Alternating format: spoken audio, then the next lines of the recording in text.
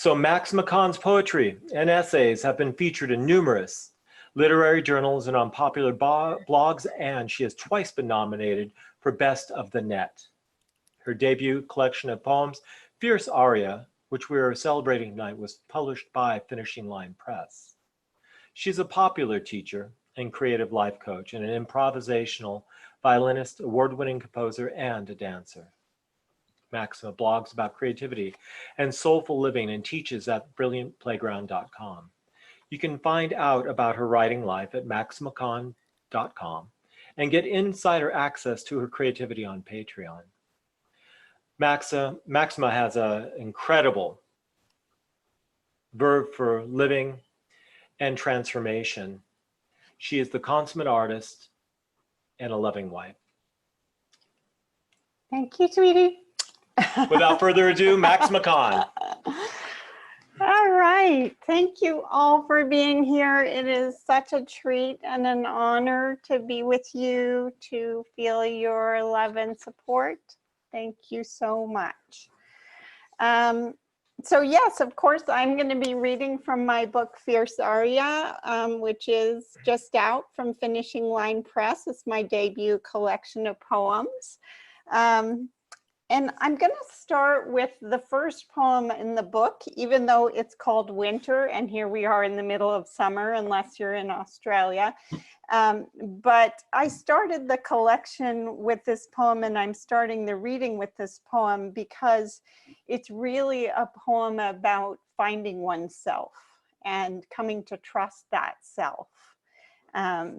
So it feels like an appropriate place to start. Winter. All night the ravens release a black crying, as if they held worlds we can never touch. It's the woods where the breathing moves, where night, well, you know, at some point you have to come back to your own house. All the spells of the others, you have to leave them. Even the apple the old witch gave. You're not going to wake up to salvation. You know that by now. But inside, where the cupboards are filled with the familiar, where loneliness languishes in narrow beds, here, there is something you can build with.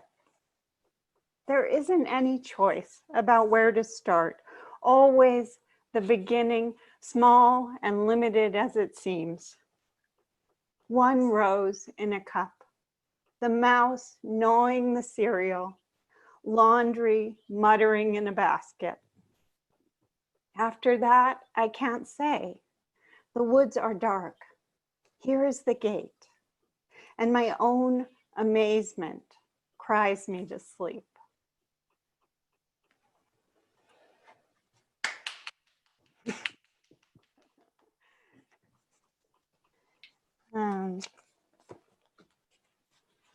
Thank you all. I'm going to read the next poem in the book for anyone who enjoys following along, Harbor Song. And I wanted to say a little bit about this poem, Harbor Song.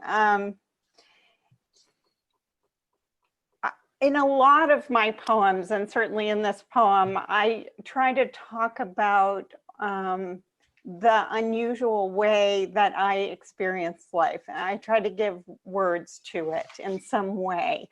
And one of the things that I'm trying to touch on here is the way that I experience all of life as music. I experience all things as singing, making song.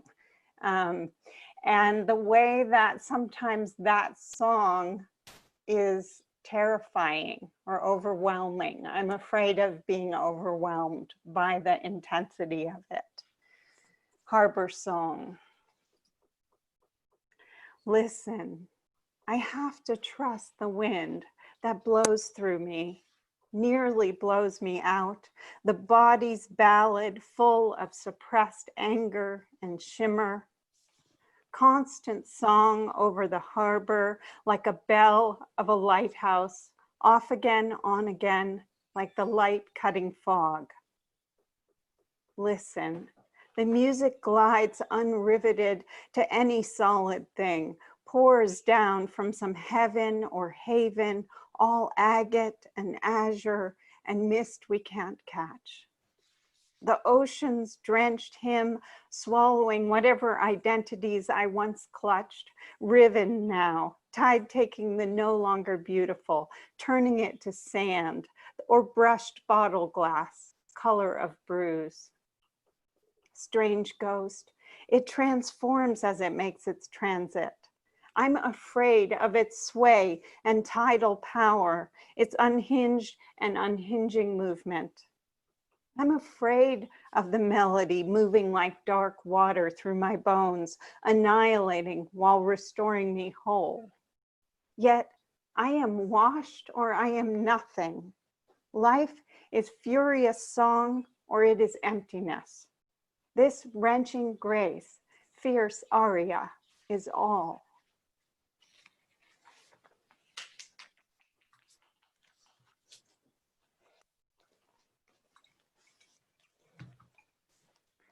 Thank you, lovely people. And the next poem I'm going to read is called Penumbra. This poem was written way back in 2001 when I spent a month as a writer at the Vermont Studio Center. I was there with 50 other artists, and you're given a studio and you're given your meals, and all you have to do is create. And it's an incredibly fertile environment for creation. And I found it particularly fertile to have conversations with the visual artists. Something about that cross-disciplinary conversation really sparked my creativity. So this poem was written after a conversation at dinner one night with two painters who were talking about negative space in paintings and how the negative space, the space between the objects, could be more important than the objects themselves and more alive. And I was so intrigued by that idea. And I started to think about how the negative space between things is this really charged, interesting space, like the space between two bodies can become so charged, right? And so this poem came out of it. It's called Penumbra, and it starts with two of the dictionary definitions for the word penumbra. And the reason I kept the definitions, I included the definitions in the poem, is because the definitions themselves are so poetic, and also because I reference them in the poem. Penumbra. 1. A space of partial illumination, as in an eclipse, between the perfect shadow on all sides and the full light. 2. A surrounding or adjoining region in which something exists in a lesser degree, fringe. Maybe we have been talking about this a long time, the sky growing gray and still, the windows turning to glazed stairs. Maybe we sat at the wooden table by the window a long time, the river freezing over inch by inch, snow piling on its banks. Maybe the line is just one unit of measurement and not the absolute. As a painter and a poet, we might never know. Maybe the stone bridge is a metaphor of crossing. Maybe it stands for holding hands. Maybe the edges of our vision are a habitable country and the natives are friendlier than we suspect. Maybe we will make small notations in the margins, and these will become the whole story or song. Maybe there are spaces that link the things between and are more important than the perfect shadow and the full light. Maybe the round edges of our bodies signify a borderland and not a hard boundary, a place of exploration and entry. Maybe nothing is definitive. Maybe you would hold my hand.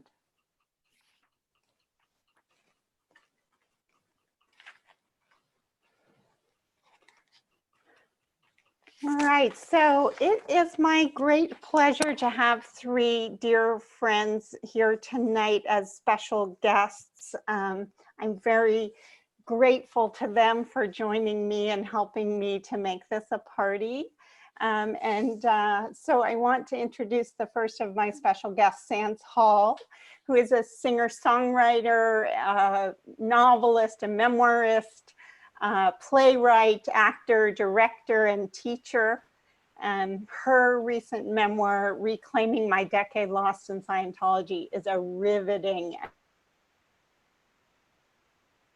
and I could not put it down. And her CD, Rustler's Moon, is gorgeous. And with each of the performers tonight, they each have a website, so you can find their books and CDs there, and I encourage you to do that and to support artists, especially in this time of COVID. So welcome, Sands. Thank you so much, Maxima. I'm deeply honored to be here, especially in your company and the company of Molly and Indigo, who I just admire all of you so much as poets. Dear Max requested this song. It's called Rustler's Moon. I'm love narrative, and you'll find the story in this. Just so you know, a rustler's moon is a sliver of a moon. And what I heard once is that a rustler's moon, like a robber's moon, is bright enough to see by, but not bright enough to be seen by. So that's the motive behind this song.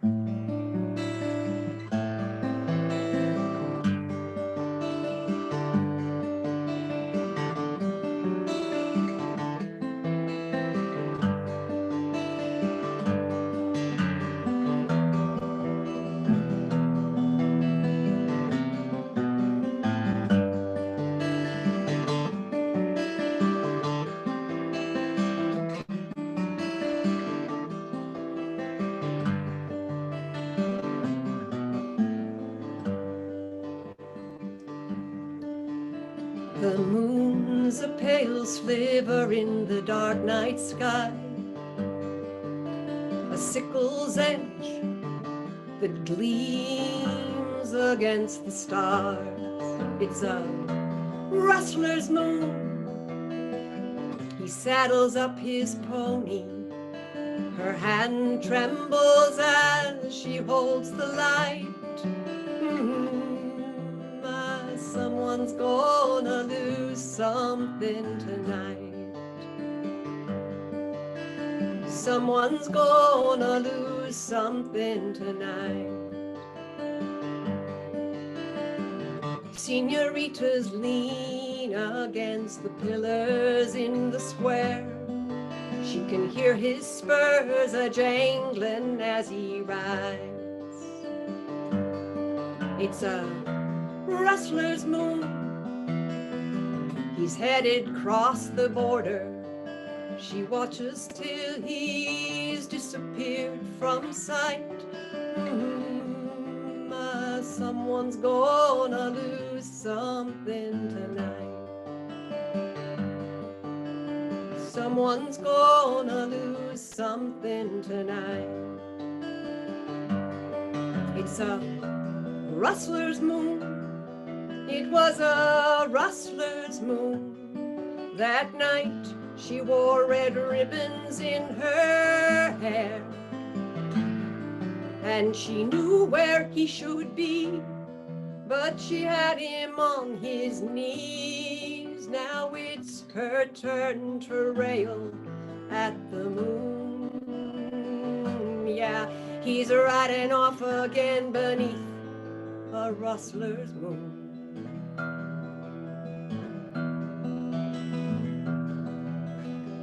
He splashes across the river down near Smithy's Bend. She holds his shirt. She stares into the dark. It's a rustler's moon. And he gallops towards his bounty. She'd rather lose him in a dagger fight.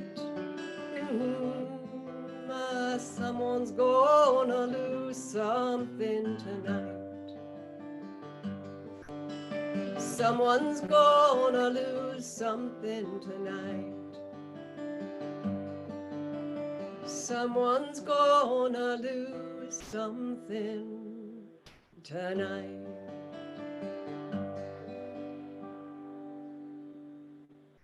Thank you, Max. I appreciate it so much. Thank you. Beautiful. Thank you so much.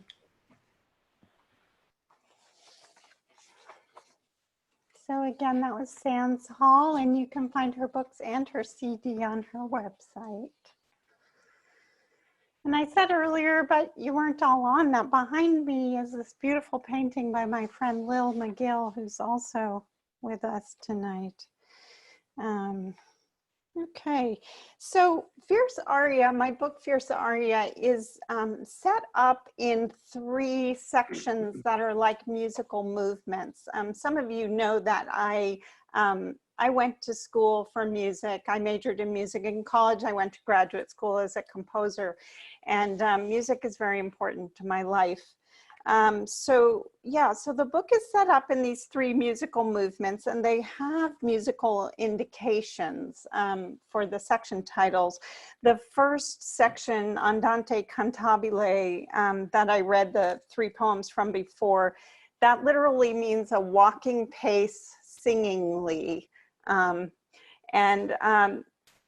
The second section, which I'm going to read a few poems from now, is called Adagio Mesto, which means slow and sad. And it's sort of like the typical slow, sad second movement of many classical pieces. So I'm going to read my poem, Saint Martin in the Fields, which I wrote many years ago and which is unfortunately still relevant today. Those of you who like following along, it's on page 33. Saint Martin in the Fields. This morning, my body wrapped like a cord, the little stone in my chest knocking in its cavity, though the sun strikes rose gold on the evergreens, and a man on the radio speaks of the Academy of Saint Martin in the Fields, and I think how all our academies ought to be in the fields where we might consider the lilies and learn. Now another man speaks of last night's massacre as if it were a nightly occurrence. Then the savage beauty of the orchestra comes on, the luring cry of an oboe, and I am lost. The little stone grinds down. There is something I cannot recover from. Something like knowledge or blindness, like wandering while the world keeps flowing past my door. It holds me in its teeth like a riddle. Write me, tell me the answer.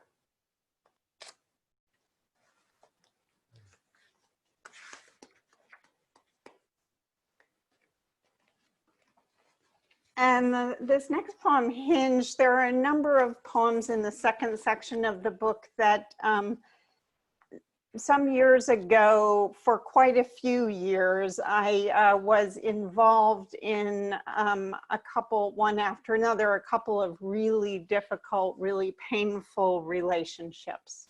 And I am very pleased and grateful to say that for the last 7.5 years, I've been in an amazingly wonderful and easeful relationship with my now husband, Don, who introduced things tonight. But the one good thing that came out of the messy relationships were some poems. So can at least be grateful for that. So I'm going to read Hinge, which was written back then. I take a single word, make it play out, splay out, magnified. Almost any word will do, almost. Which door leads to heaven? I once asked and got the surprising reply, any. Now it seems I can't find any door and am left in the dark holding shadows. I don't know my own name, so you will have to whisper it for me here in my ear. There is no remedy for this, for love. If any poem will do, which one hinges on a world worth waiting for? Which one opens like legs, inviting you into the mystery, wet and huge? Does a poem ever open this way, contain this much pleasure, gratitude, passion, pain? Can it ever make us cry out in the original tongue? I will lick the salt from your body. You have given me a river in which to drown myself or learn to swim the rapids. Should I thank you for this? You have stolen my tongue. My darkness hinges around something deeper and more true, something I fear you run from, something I might not know the way back from. I am willing to go there anyway. Now my hands break open like flowers cresting the earth, soil bed of our shame and shadow, these pasts and bad habits we carry like laundry baskets on our heads, soaked and heavy, mired in this. I would shuck them to come into you, which is coming into myself. I risk the translation.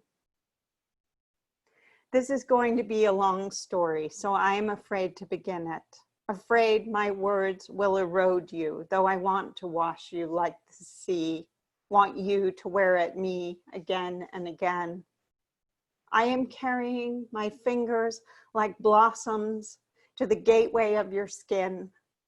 Together with me, make one, pressed flat, fanning out, inevitably joined in this butterfly dance, chrysalis, becoming.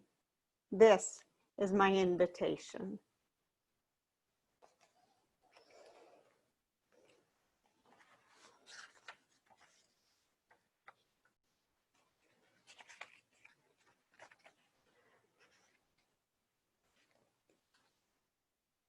And this next poem is called Valley.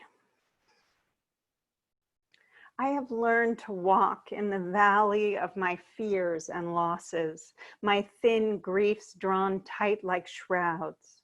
I have learned to keep moving, to keep my tongue light and the roads of my want stretched before me like ice you might break through. We get no guarantees. That is what shatters us.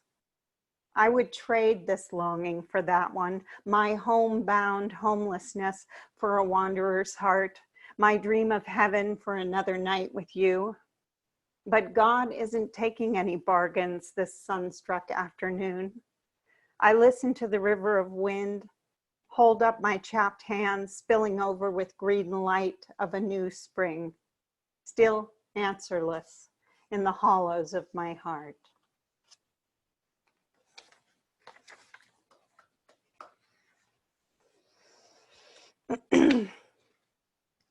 And this next poem is called January Blues. And I know it's weird because we're midsummer, but I thought that maybe this poem would cool you off, first of all. So that would be nice for, I know, a lot of us.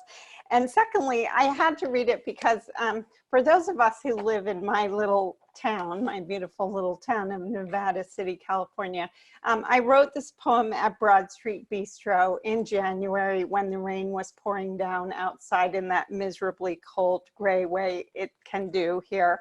And someone was playing the fiddle inside.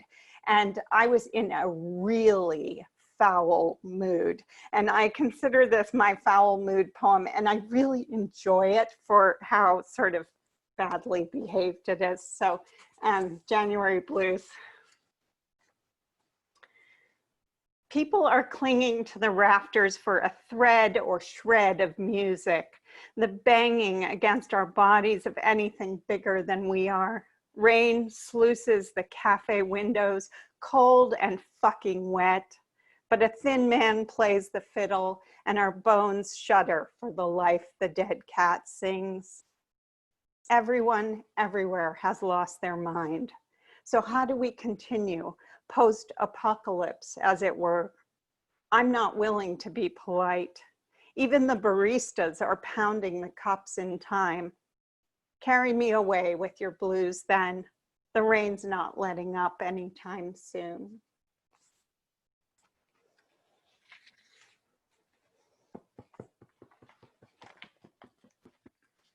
So one of the good things about being a poet or a songwriter is you get to put your bad moods on the page, and it does help a little bit, I think. So The last poem I'm going to read from the second section of the book is the last poem of that section, Another Dose of Pleasure. And it's kind of, I put it as the last poem in that section because it's kind of a transitional poem into the next section. The whole book kind of follows an arc of awakening and transformation. And so this poem is sort of a turning from the grief and struggle to something more transcendent. It's called Another Dose of Pleasure for Mark Doty. And I have to tell the story of the birth of the poem first. Mark Doty, if you don't know, is a completely amazing poet, contemporary poet who I love. And I watched a Lannan literary video where he gave a reading and did an interview. And he was reading both from his poems and from his, at that time, recent memoir, which chronicled him caring for his lover as his lover was dying of AIDS, and then the grief afterwards. And Mark Doty lives in Provincetown, Mass, which is a huge gay community. So at the time of the AIDS crisis, it wasn't just his lover that was dying, but so many friends as well. Yeah, it was such a devastating time. And the memoir is just wrenching, you know, and he read these wrenching passages and these wrenching poems about that experience. And then he gave this interview, and the interviewer asked him, you know, you've done all these things in your life and had these experiences, and what do you want now? And Mark Doty answered with one word. He said, more. And I was just blown away by that. I was blown away by the courage of that answer and the heart in that answer. And so that is what gave rise to this poem. Another Dose of Pleasure from Mark Doty.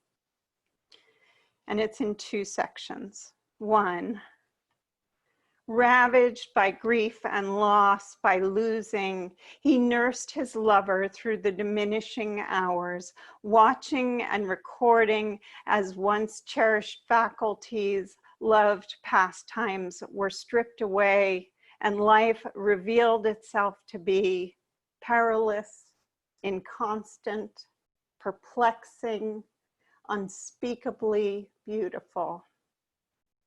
As friends and acquaintances fell in startling numbers in the same unstoppable plummet toward death or bereavement, those were the choices then.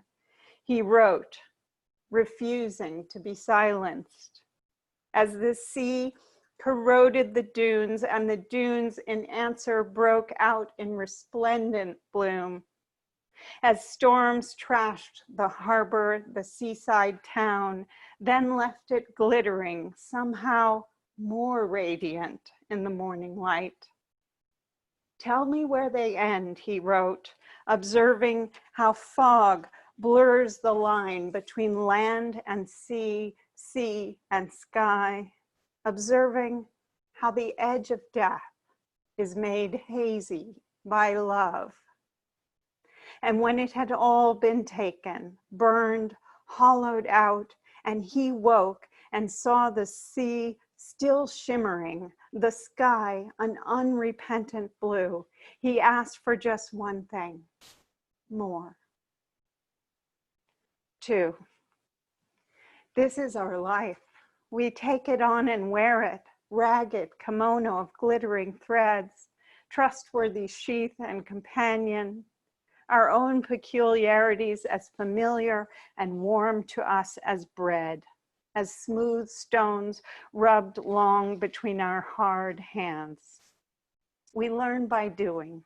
This is the inescapable rhythm, bitter tang of truth. How could we do otherwise but take what's given, swallow it whole, greedy for more? Another dose of pain, please. Another dose of pleasure.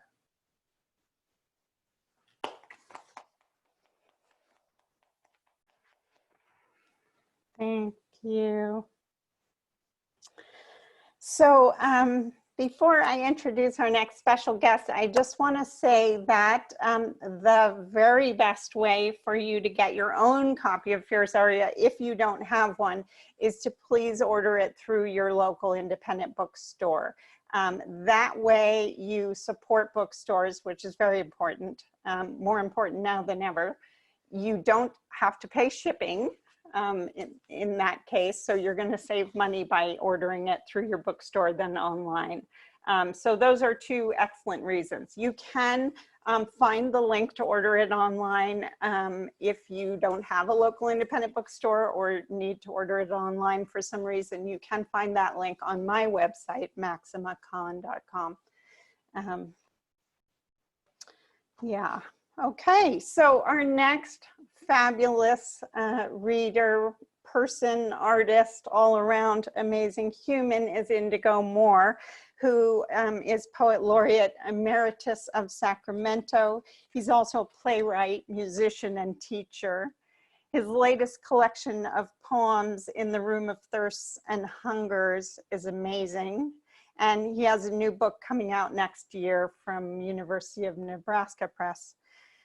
Indigo's incredible generosity helped me so much as my hope was fading around Fierce Aria. I had had such a hard time finding a publisher for the book, and I was tearing my hair out, and I reached out to him, and he very generously read the manuscript more than once, and his really probing and insightful questions and comments helped me understand the book better and understand myself better.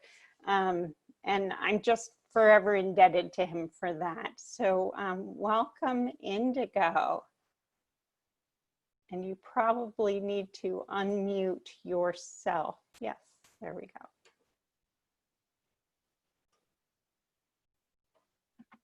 All right, can everyone hear me? Yes. All right. So the poem, I mean, I've had the pleasure of reading this book before, but when you're asked to read with someone now, instead of looking at it as part of a manuscript, part of how it fits inside the entire manuscript, you're looking at it as, okay, well, what is this poem saying individually? And Kidder Scooter is, it's actually, I just looked it up and closed it because, you know, that's what I do these days. Chiaroscuro is the use of strong contrast between light and dark, usually bold contrasts affecting a whole composition. And we normally see the effective use of this in paintings, but I don't want you to go to the page. You're probably looking at it, don't go to the page. Even better, close your eyes and just listen to the poem and listen for the use of this artistic, beautiful interpretation. Chiaroscuro. There's a kind of darkness despite the sunlight pouring over everything. The white pickets of the railing lit, little saints so rigid and upright. Despite the warmth its rays give off, the wasps trying to barrel through the wall to get to the other side. What is this eagerness for otherness, for anywhere else to go? The apple tree is crazed with blossoms. Even in a hailstorm, she seems to shout for joy, the earth littered with her white petals, trying to take back the red car parked underneath, trying to claim it as one of her own, and almost succeeding.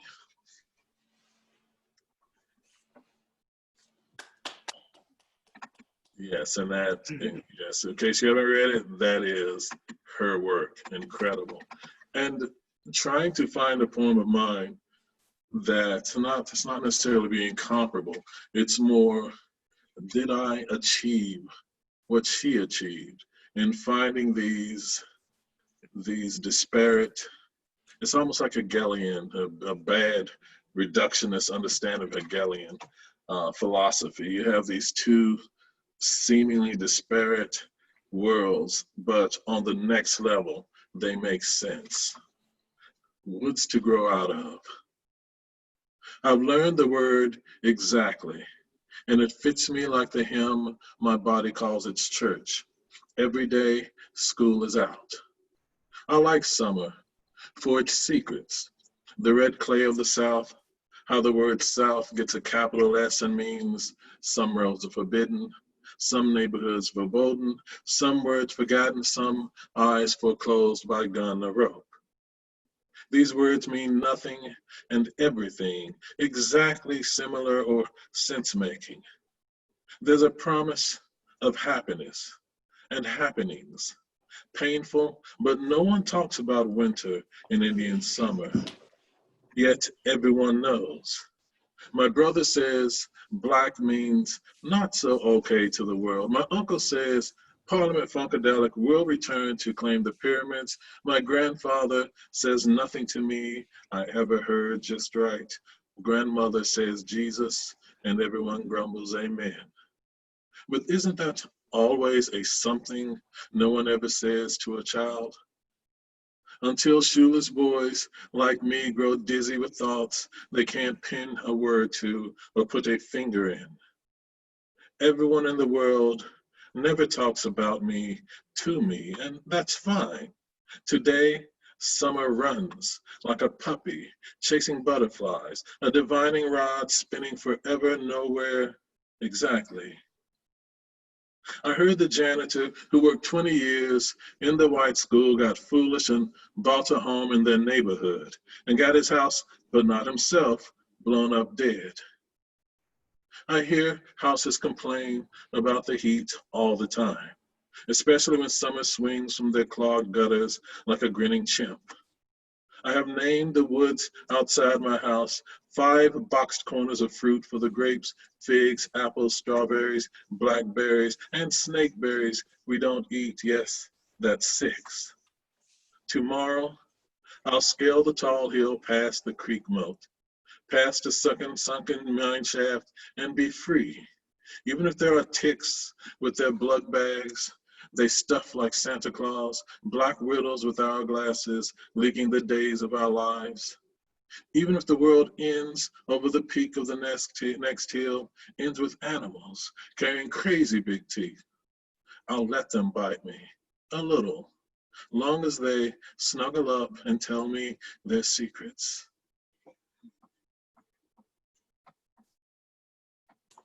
Wonderful, Indigo. Thank you. Thank you for inviting me, Maxima. This was a great endeavor, and you pulled it together masterfully.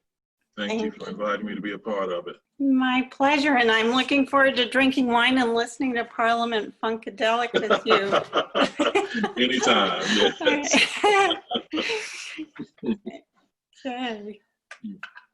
Mm.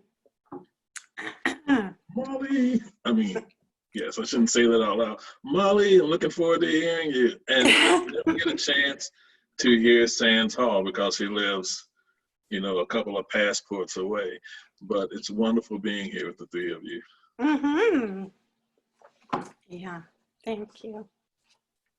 Yes, so our next special guest is Molly Fisk, and Molly is my dear friend, and she's a poet, essayist, a teacher, a life coach. She is poet laureate emerita of Nevada County. She's poet laureate of KVMR, our local amazing radio station, where she reads her newly created radio essay every week. She's got like over 400, I think, right? Is that right, Molly? Yeah, of these. And she has compiled a bunch of them into 3 wonderful collections of radio essays, into 3 wonderful books that are completely delightful to read and truly make the best gifts.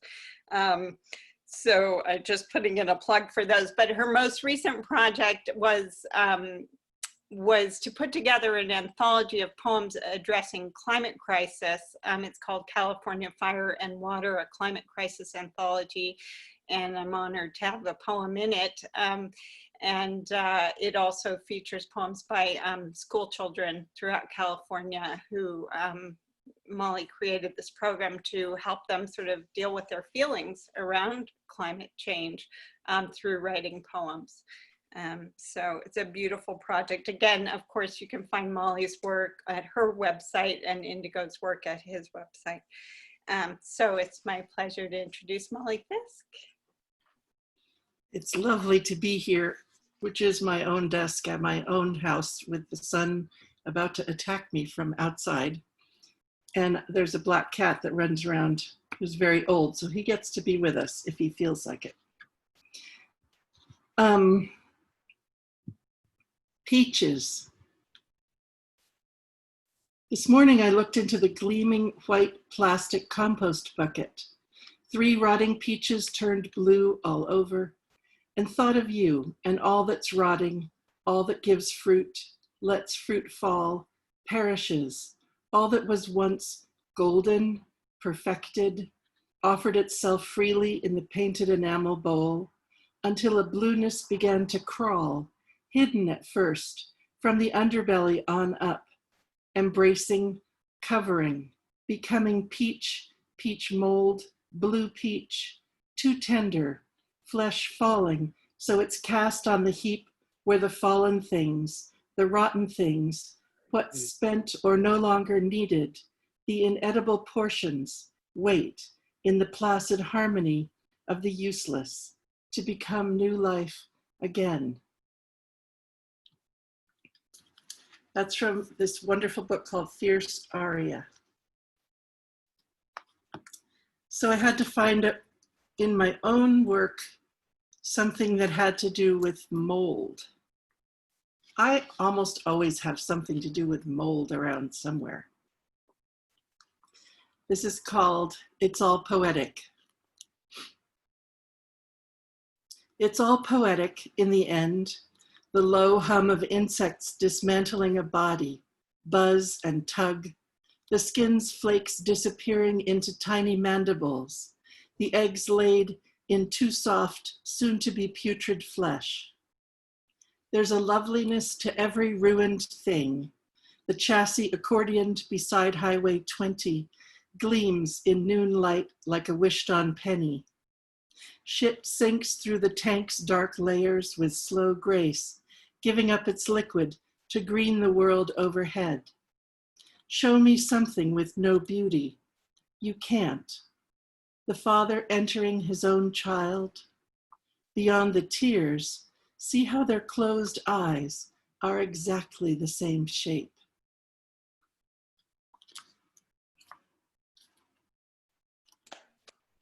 Thank you, Molly.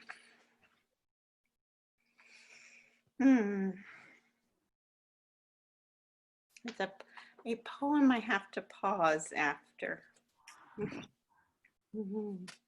Yeah. Oh, so I think before we have some more music and a few more poems, I want to do the prize drawing. It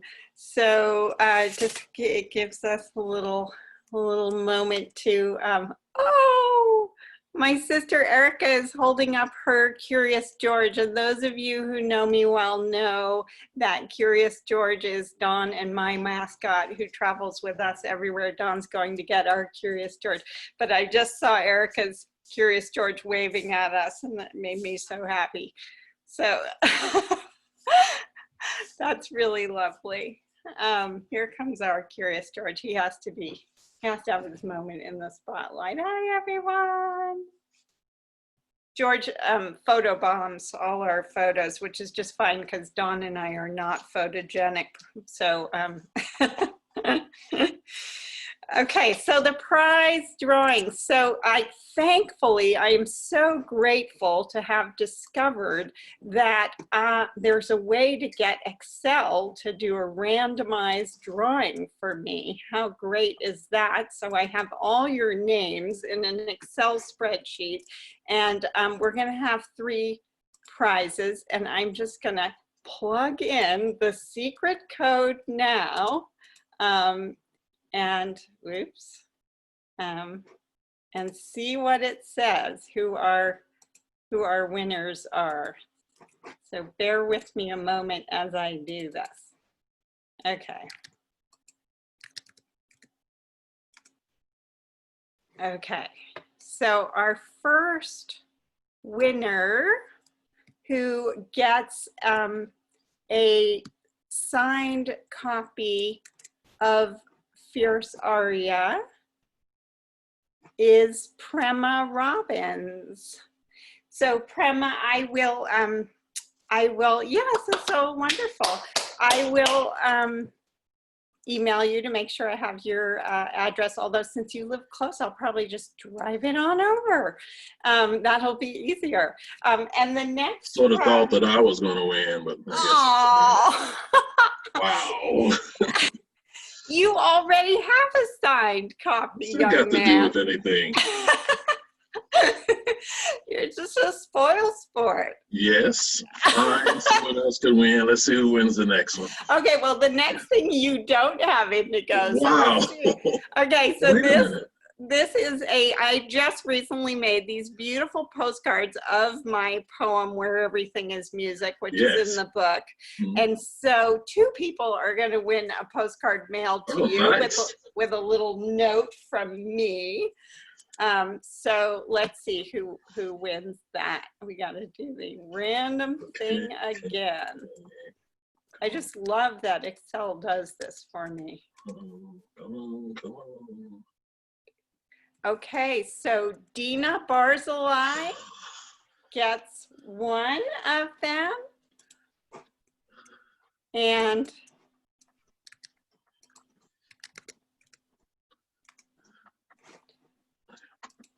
the other one goes to Annie Mara. Oh, that's great. Annie is not able to be with us tonight, but she's going through some challenging times, so I'm delighted that she gets one.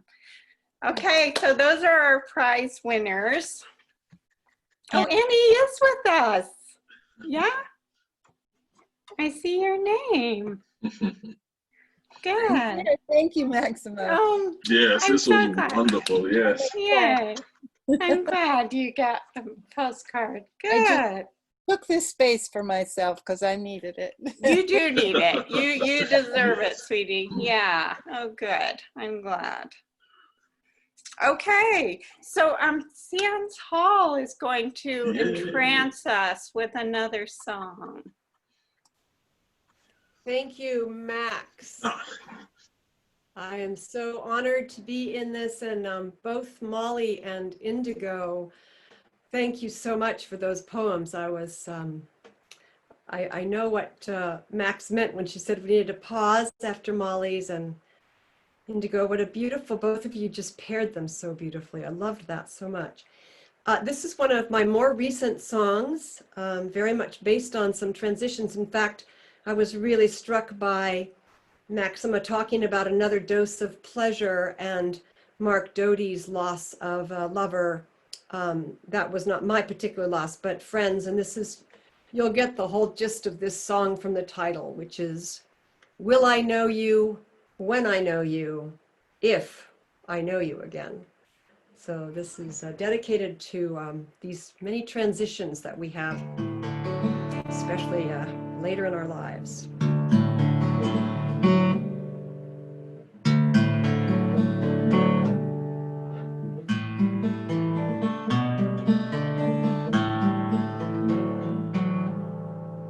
Well, I have so many questions.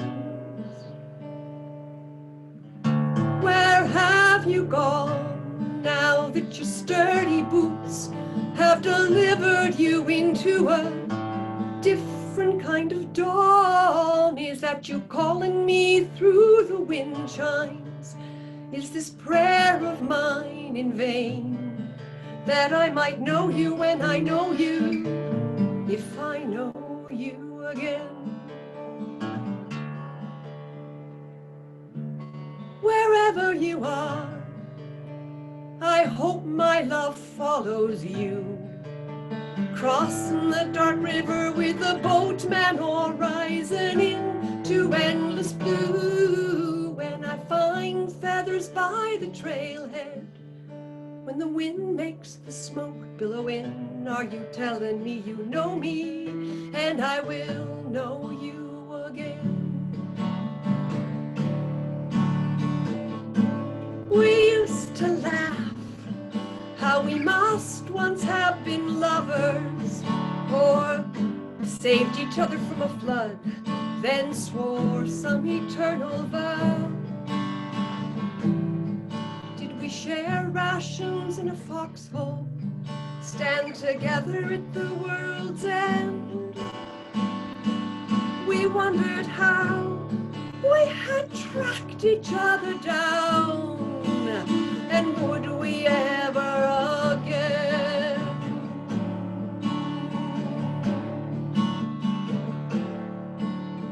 Einstein says there's nothing more important than the mystery.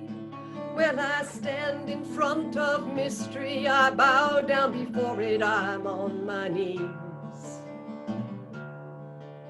Tell me, my dear friend, tell me if I can believe.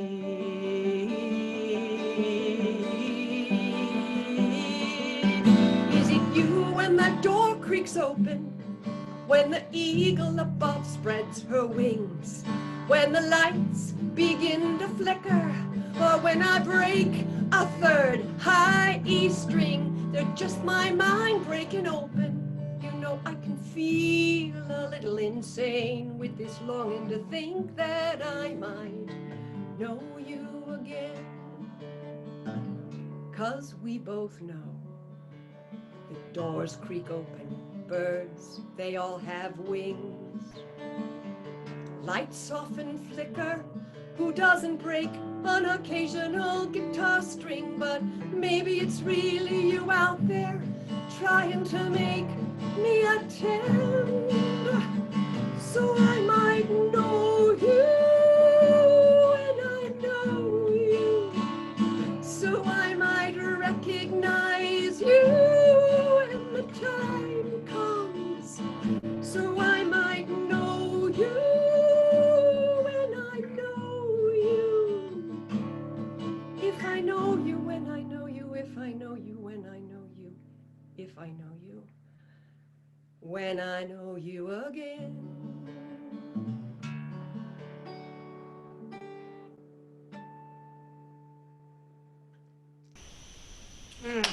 So beautiful. Thank you, Maxima. I'm so honored to be here with you all. Thank you all for listening. I could listen to Sands and Molly and Indigo all night. And I realized there's all these amazing artists with us on this call today. And I wish I could hear from all of you. Yeah. Okay. So I'm just going to read a few more poems and then we will call it a night.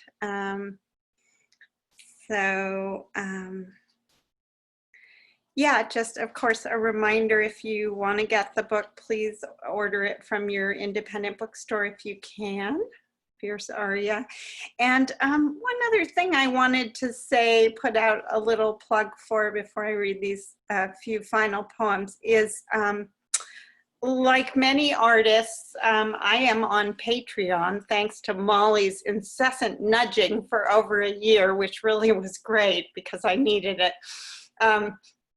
But Patreon is a way for artists to survive, basically, by being crowdfunded ongoingly in very small increments.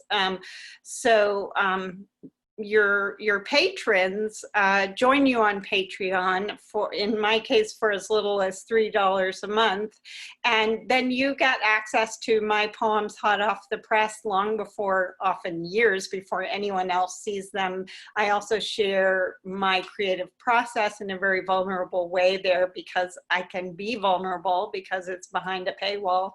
And I share sort of the ups and downs of my publishing life and things that I learn about the creative process along the way. And I create other sort of fun and wonderful rewards for my patrons all the time. So if you have any inclination, I know there are a lot of things clamoring for our dollars, and all of them, or many of them, really worthy and needed. So, but if you have any inclination to join me on Patreon, whether you do it for a few months or for years, I would love to have your patronage. It makes a huge difference. It makes it possible for me to keep a roof overhead and food in my mouth and keep writing poems and creating. Okay, So I'm going to read just a few poems from the final section of the book, which is called Allegro Grazioso, that section, which means lively and gracefully or with grace, kind of has the double meaning of grace there, or at least I intended it to have that double meaning. The first poem from that section I'll read is Angel of Mercy. Angel of Mercy. The birds have fallen silent with the night.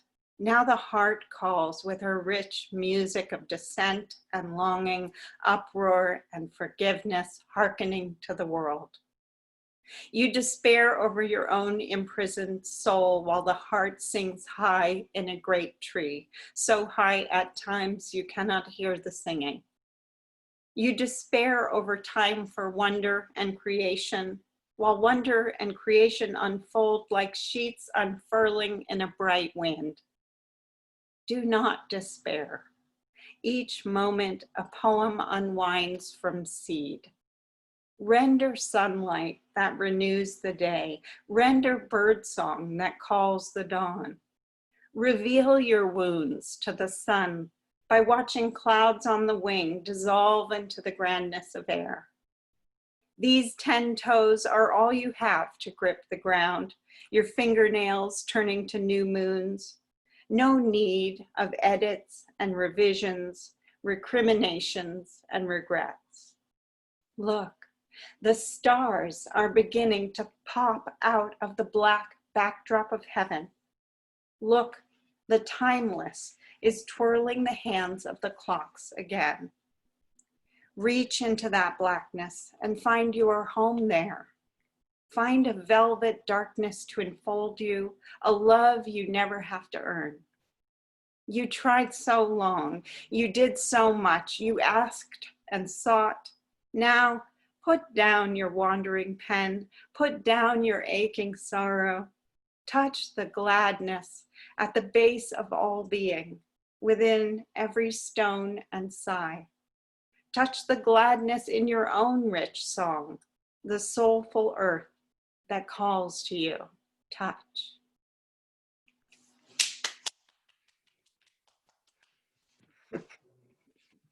Yay!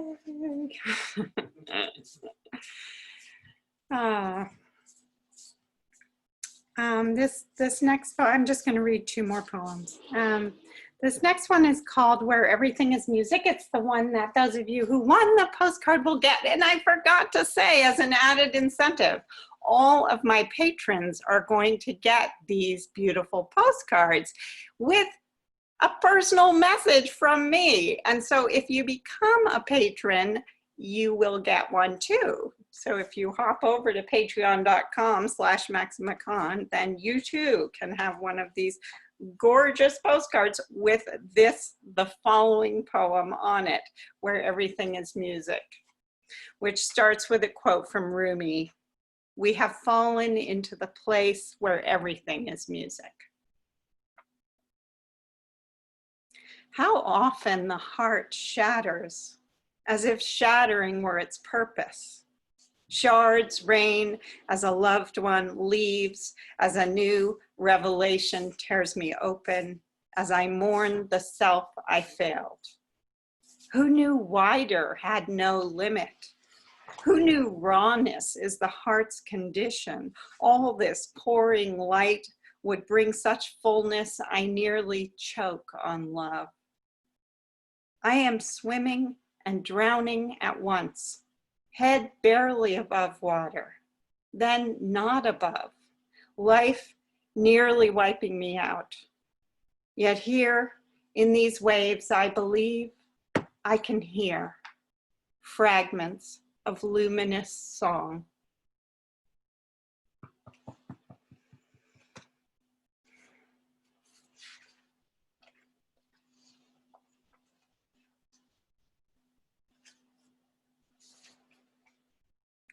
Okay, and the last poem I'm going to read is the last poem in the book, Make Me Play. Make me play. Where am I standing The ground gives way. I become you and you me in the strange alchemy of love. This restlessness is one form of the divine in motion. Let it pour out all over the ground and into the sky. Boat tossed in a great storm. Who is the self in danger of splintering? Why so joyful at the impending wave? Give me inundation, merger, cells dancing in the spray. I let my parts fly into the atmosphere. Who can stop them anyway? I let the gods sear me with their fierce music. Do it to me again, I say. Make me your instrument. Make me play.